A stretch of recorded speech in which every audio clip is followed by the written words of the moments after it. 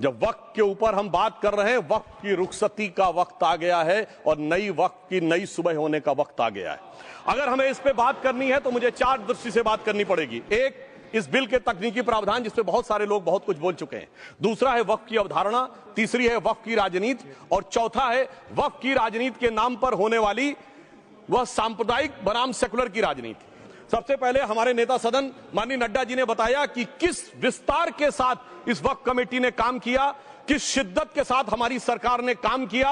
और चाहे वक्फ कमेटी के जेपीसी के चेयरमैन हमारे उस सदन के सदस्य जगदम्बिका पाल जी रहे हो, हमारे मंत्री जी रहे हो, सबने जिस शिद्दत से काम किया है, तो उनके लिए मैं माननीय प्रधानमंत्री जी अपनी सरकार की तरफ से कहना चाहता हूं कि उन्होंने एक इबादत के भाव से काम किया है।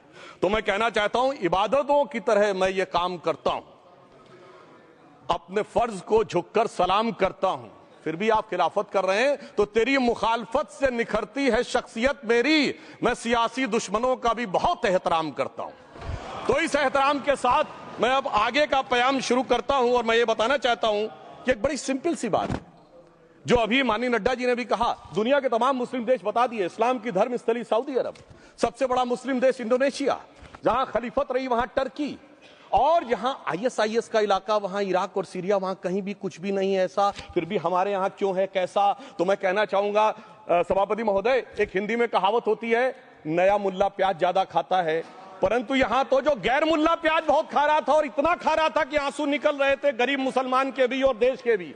इसलिए मैं कहना चाहता हूं सभापति महोदय, अगर छोड़ दीजिए भारत की बात करिए, तो क्या ऐसी कोई शक्ति सिखों के पास है, ईसाइयों के पास है, यहूदियों के पास है, पारसियों के पास है? नहीं है। छोड़ दीजिए, इस्लाम के अंदर आइए। अगर इतना भाईचारा है तो ये सुन्नी वक्फ बोर्ड और शिया वक्फ बोर्ड अलग क्यों है मेरे भाई?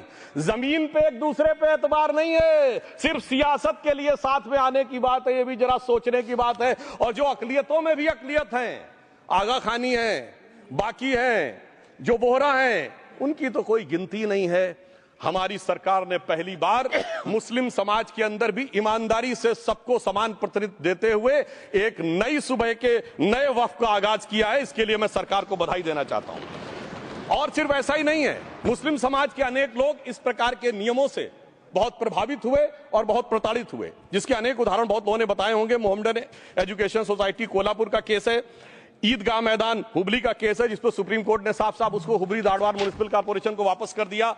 अनीसा अयासा वर्सेस तमिलनाडु वक्फ बोर्ड का केस है, तेलंगाना स्टेट वर्सेस मोहम्मद मुजफ्फर का केस है, हिमाचल प्रदेश वक्फ बोर्ड वर्सेस ख्वाजा खलीलुल्लाह का केस है, और सभापति महोदय ताजमहल पर भी दावा कर दिया गया। अब तो मैं पूछना चाहता हूं, और सुप्रीम कोर्ट ने अपने जजमेंट में कहा कि भाई शाहजहां के जमाने का लिखा फरमान लेके आइए, तब हम मानेंगे कि इस पे कोई दावा है या नहीं। आप सोचिए कि अगर ये वक्त का कानून इसी ढंग से चला होता तो क्या होता। अभी हमारे जॉन ब्रिटास जी और मनोज झा जी ने बहुत सारी बातें बोली थी। एक प्यास की बात बोली थी उन्होंने, उड़ीसा के ग्राहम स्टोन्स का जिक्र किया था, तो उसमें तो कांग्रेस की सरकार सीबीआई की इंक्वायरी नहीं कर पाई थी। मगर जब ताजमहल का उल्लेख आता है सभापति महोदय, तो एक प्यास मुझे याद आ जाती है। जब शाहजहां जेल में था और दूर से उस ताजमहल को देखता था और उसे सिर्फ एक सुराही पानी मिलता था, और उसने औरंगजेब से कहा एक सुराही पानी और भिजवा दो, तो जानते उसने मना कर दिया। तो दुखी होकर शाहजहां ने फारसी में लिखा, ए पिसर तू अजब मुसलमानी, जे पिदरे जिंदा आप तरसानी, आफरीन हिंदुआन सदबार, जे देहंद पिदरावा मुर्दा देवम आप। मतलब तू कैसा मुसलमान है जो जिंदा बाप को पानी के लिए तरसा रहा है? तुझसे तो आफरीन 100 बार उन हिंदुओं को है जो पितृपक्ष में मरे हुए बाप को भी पानी देते हैं। और सभापति महोदय, मैं बताना चाहता हूं कि ये हमने ईमानदारी से मुस्लिम समाज के कल्याण के लिए बात की है, क्योंकि एक तरफ खड़ा हुआ है ईमानदार मुसलमान जो शराफत के साथ ईमान को गले से लगाए हुए हैं, और दूसरी तरफ कुछ चंद सरमाएदार हैं जो उस अमानत में खयानत करके शरारत के साथ उसके झंडा बरदार बनना चाहते हैं। तो ये मुकाबला किसके बीच में है?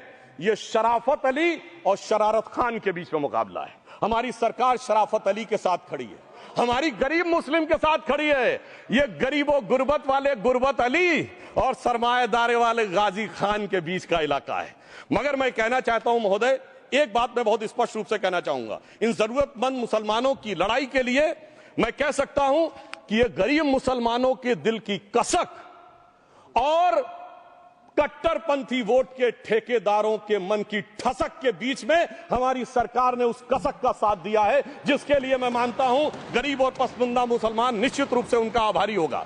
हां, मगर जब इसकी बात आती तो भी माननीय खड़गे जी भी बोल रहे थे, माननीय संजय सिंह जी भी बोल रहे थे, मनोज झा जी भी बोल रहे थे कि साहब आपके यहां वो कितने पुजारी हैं और कितने किस वर्ग के पुजारी हैं। तो मैं उनको बताना चाहता हूं, केवल अकेले जूना अखाड़े ने पिछले साल 71 SC ST लोगों को महामंडलेश्वर बनाया।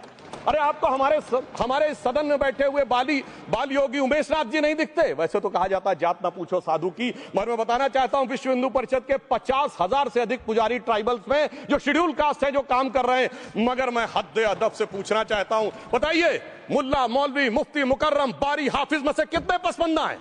उसमें कितने जुलाहा, अंसारी, घोसी, बताइए मिरासी कितने हैं? बाकी छोड़िए, पर्सनल लॉ बोर्ड में है क्या? अरे वक्फ बोर्ड में है क्या? इसीलिए मैं कहता हूं खुद मियां फजीहत, दूसरों को नसीहत। अगर ईमानदारी से बात करनी है तो उस पर आगे। मगर मैं एक बात और कहना चाहूंगा कि हमारी जो सरकार ने नाम दिया है, इसको उम्मीद नाम दिया है। और ये उम्मीद है किसके लिए? उस ईमानदार मुसलमान के लिए और देश के हर खास व आम के लिए ये उम्मीद है। मगर सभापति महोदय, कुछ लोग वो हैं जो उम्मा का ख्वाब पाले हुए थे। उम्मा शायद हमारे बहुत से लोग समझते हो ना समझते हो, पूरी एक एंटायर जो इस्लामिक खलीफत और राज होता है उसको उम्मा कहते हैं। उम्मीद वालों को तो उम्मीद की नई रोशनी दिख रही है, उम्मा वालों की उम्मीद पे पानी फिर रहा है। तो ये उम्मीद और उम्मा के बीच का भी मामला है। परंतु मैं ये भी कहना चाहूंगा सभापति महोदय, इसके बाद सिर्फ ऐसा ही नहीं था। प्रॉपर्टीज के ऊपर, तमाम सरकारी प्रॉपर्टीज पे, जिसपे बहुत डिटेल में हमारे साथी लोग गए, मैं डिटेल में नहीं जाना चाहता। भोपाल का विषय है, हैदराबाद का विषय है, मुंबई का है, लखनऊ का है, पटना का है, बहुत प्रकार से है। माननीय लालू प्रसाद यादव जी का विषय जब बताया गया था तो बहुत ज्यादा हमारे मनोज झा जी बोल रहे थे, तो अब मैं उसके डिटेल में नहीं जाना चाहता हूं। सबने वो वीडियो देखा है। बस एक लाइन में उनके लिए कहना चाहूंगा, वो कुछ भी बोल रहे, जिसे कहते हैं बिगड़ी बात बने नहीं, लाख करो किनकोए, रहीमन बिगड़े दूध को मथे न माखन होए। अब जो बोलना था वो बोल चुके, सबके सामने वो आ चुका। अब एक बात और है, दूसरे धर्म स्थलों के बारे में विषय आता है, तो मैं याद दिलाना चाहता हूं, केरला के कैथोलिक चर्च ने 31 मार्च 2025 को जो लिखा, सिर्फ उसकी लास्ट की 2 लाइन बोलना चाहता हूं। We request the central government to get the amendment bill passed as early as possible so that the tears of thousands of suffering people in the place like Munambam can be wiped out only by a legal amendment that can provide a permanent solution to their suffering. We urge all the MPs from opposition party to support the bill so that the historic legislation can become unanimous. मगर सभापति महोदय, ये अल्पसंख्यकों की बात करने वाले जब अल्पसंख्यक की बात आती तराजू पे तोलते हैं, किसका वेट ज्यादा है, किसकी धमक ज्यादा है, किसकी खनक ज्यादा है, फिर तय करते हैं कि माइनॉरिटी के साथ आना है, किस माइनॉरिटी के साथ नहीं आना है। और मैं एक और बात कहना चाहता हूं, तमिलनाडु के तिरुचेरी मंदिर की बात आई, यमुनानगर में गुरुद्वारे की बात आई, केरल में क्रिश्चियन कम्युनिटी की जमीन की बात आई। बहुत सारे लोग प्लेसेस ऑफ वर्शिप के एक्ट की बात करते हैं, तो एज पर places of worship act Tamil Nadu का मंदिर का तो स्टेटस नहीं चेंज हो सकता भाई। 15 अगस्त 47 के बाद किसी प्लेस ऑफ वर्शिप का स्टेटस नहीं चेंज हो सकता, तो वक्फ बोर्ड को क्लेम फॉरफिट कर देना चाहिए, because it is in contrast to the places of worship act. परंतु अब सुनिए, यही गुरुद्वारे के बारे में भी होना चाहिए। मगर सभापति महोदय, चाहे वक्फ बोर्ड का एक्ट हो, चाहे प्लेसेस ऑफ वर्शिप एक्ट हो, एक ही को फायदा होना है, जिसे कहावत में कहते हैं खरबूजा छुरी पर गिरे या छुरी खरबूजे पे गिरे, आखिर में कटना भगवे रंग के खरबूजे को ही होता है। अब मैं यह भी बताना चाहता हूं कि इन संपत्तियों के द्वारा जो कुछ हुआ, उन्होंने इतनी चीजों को लिया है, इतनी चीजों को लिया है। एक पुराना उर्दू का शेर है कि मिटे नामियों के निशान कैसे कैसे, और ये जमीन खा गई आसमां कैसे कैसे। इस जमीन ने कैसे कैसे लोगों को अपने में समा लिया, इसकी तमाम तारीख गवाह है। अगर मैं इसमें बहुत डिटेल में जाऊंगा तो सदन का बहुत सारा वक्त जाएगा, परंतु मैं एक बात ये कहना चाहता हूं कि जब इतना ज्यादा आगे बढ़ गया तो फिर कोर्ट ने आगे इंटरवेंशन करना शुरू किया। मैं डिटेल में नहीं जाना चाहता हूं। अभी कार्तिकेय शर्मा जी ने, बहुतों ने बोला सैयद फसल का case versus union of government, Allahabad high court के केस को कहा, मगर Bashir versus state of West Bengal case में उन्होंने बहुत क्लियर कट कहा है कि Waqf is not a religious denomination in accordance with the Article 26 of the Constitution, so the matter relating to the restricting the economic, financial, political and other sector activities that may be associated with religious practice under Article 25(2)(a) of the Constitution can be regulated by the state. तो मुझे लगता है अब इसके बाद कोई किंतु परंतु का स्कोप नहीं रह जाना चाहिए। परंतु उसके बाद भी सभापति महोदय, जो कानून को न माने, जो कहे संविधान को नहीं मानेंगे, और जो ये कहे कि साहब अदालत के आदेश को भी नहीं मानेंगे, तो फिर इसका मतलब उसके मन में तो एक ऐसी बादशाही आ गई है। इसके लिए मुझे सभापति महोदय, वो पुरानी वाली फिल्म अगर लोगों को याद हो तो मुगले आजम का वो सीन याद आता है कि जब अकबर ने अनारकली को कैद कर लिया तो सलीम कहता है, जब्त मैं करूं जिसकी की जमीन वीरान हो गई है, जब्त वो न करे जिनके सिर्फ शौ के बाद चाहत को ठेस पहुंची है। ये जिल्ले इलाही की बादशाही नहीं बल्कि खुदाई है। मैं कहना चाहता हूं, जो संविधान को न माने, कानून का न माने, इसका मतलब वो अपनी खुदाई में जी रहा है। तो ये वो लोग हैं। और वैसे मैं सभापति महोदय, खुदाई से आजकल बहुत से लोगों को डर लगता है, क्योंकि जहां जहां खुदा है वहां वहां भगवान है, जहां जहां खुदा है वहां वहां भगवान है। बाकी आप सब बहुत बुद्धिमान हैं। अब मैं ये भी बात कहना चाहता हूं, और वैसे आखिर में उस अनारकली को कैद से छुड़ाने के लिए सलीम का एक हिंदू साथी दुर्जन सिंह ही आया था। मैं कह सकता हूं कि वक्फ की इस मुकद्दस जमीन को अगर कैद करके रखा है तो उन चंद लोगों ने, जिनके दिमाग आज भी उन चीजों में भरे हुए हैं कि कोई समझता हम तो किसी जमाने में हुक्मरान वक्त थे, कोई कहता हुजूर नवाब थे, कोई कहता बादशाह आलमगीर थे, कोई कहता है बादशाह गाजी जिंदा पीर थे। तो नदीमुल हक साहब ने जो बोला था ना, किसी के बाप का हिंदुस्तान थोड़ी है, बिल्कुल मैं कहना चाहता हूं, जिन्होंने इस देश के लिए खून बहाया उनके बाप का हिंदुस्तान है, उस गरीब मुस्लिम कारीगर के बाप का हिंदुस्तान है। पर जो ये कहते हैं कि आगरे का लाल किला किसके बाप ने बनवाया, आगरे का किला किसके बाप ने बनवाया, दिल्ली का किला किसके बाप ने बनवाया, हैदराबाद का चार मीनार किसके बाप ने बनवाया, उसके बाप का यह हिंदुस्तान नहीं है।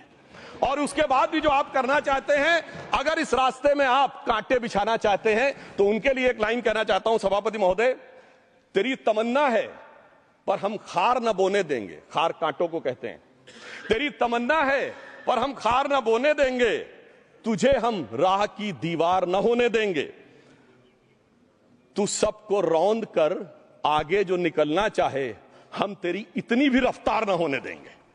और इसीलिए हमारी सरकार ने इस विषय के ऊपर एक सही और सटीक प्रयोग करने का प्रयास किया है। मैं दूसरी बात यह भी बताना चाहता हूं, हमारे डीएमके के तिरुचि शिवाजी ने अनायास अकारण यह बात बोली थी कि उस समय जब जिन्ना का उल्लेख करते हुए उन्होंने कहा कि पार्टीशन के समय, तो मैं उनके सुलभ संज्ञान के लिए बता देता हूं, 1946 की कॉन्स्टिट्यूएंट असेंबली में मद्रास प्रेसिडेंसी में 30 आउट ऑफ 30 सीट जो थी वो मुस्लिम लीग ने जीती थी विद 95% ऑफ वोट्स, और एक भी मुस्लिम वहां के बाद बाहर नहीं गया। इसलिए मैं ईमानदारी से कहना चाहता हूं, फैक्ट को समझिए। और जो मद्रास प्रेसिडेंसी के मुस्लिम लीग के अध्यक्ष थे और पीजे पोकर साहब बहादुर और मोहम्मद इस्माइल, वही बाद में इंडियन यूनियन मुस्लिम लीग के अध्यक्ष बने, और उन्होंने 28 अगस्त 1947 को सेपरेट इलेक्टोरेट मांगे, जो कोई जाके कॉन्स्टिट्यूएंट असेंबली की डिबेट में पार्लियामेंट किया। आप वेबसाइट पे पेज नंबर 270 पे जाके पढ़ लीजिएगा। सरदार पटेल ने बड़े गुस्से में इस बात को कहा, अब जो हो गया सो हो गया, एक रात में दिल नहीं बदल गया, मगर अब देश के लिए कैसे आगे बढ़ना है उसके लिए ईमानदारी से आगे आओ। और खैर मैं अंबेडकर जी और पटेल जी के बहुत सारे वो कोट कर सकता हूं, सारी बातों को छोड़िए, मगर अफसोस की बात यह है सर कि अभी मनोज झा जी ने बोला था हम में से कोई शक है, कोई हूण है और ये करिए। अरे भैया, जमाने चले गए, अब जेनेटिक सीक्वेंसिंग का जमाना आ गया है।